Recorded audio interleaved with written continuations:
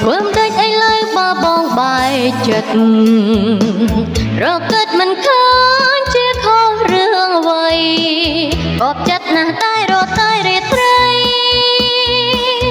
ឬបងមានថ្មីបានជាភ្លេចអូនបើបងវិលវិញអូនក៏ទទួលរៀបចំសម្រួលឆាជីវិតថ្មីចាំងចាក់បាយឆ្ងាញ់ប្រត់ត្រូវមកថ្លា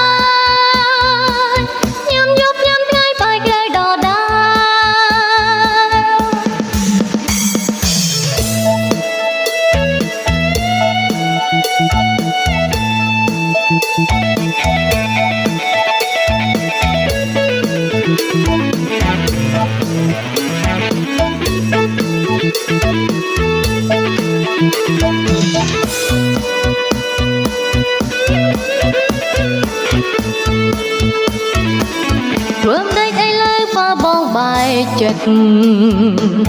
រកឹតមិនឃើញជាខុសរឿងអ្វីបបចិត្តណាស់តែរត់តែរាត្រីឬបងមានថ្មីបានជាភ្លេចអូនបើបងវិលវិញអូនក៏ទទួលរៀបចំសម្រួលឆាជីវិតថ្មីចាំងចាស់បាយឆ្ងាញ់ប្រត់ត្រូវមកថ្លា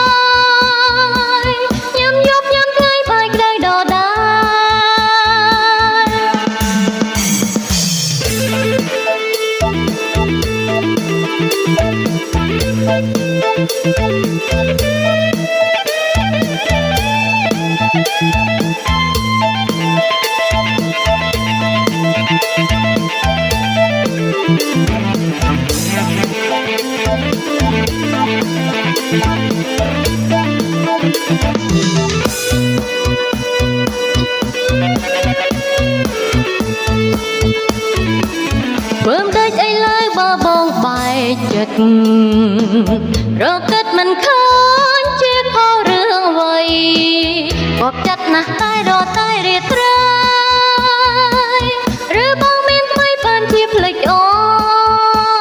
នបើបងវិលវិញអូនក៏ទទួល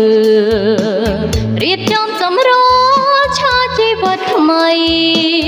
ចាំងចាស់បាយឆ្ងាញ់ប្រត់ត្រូវមកថ្លៃ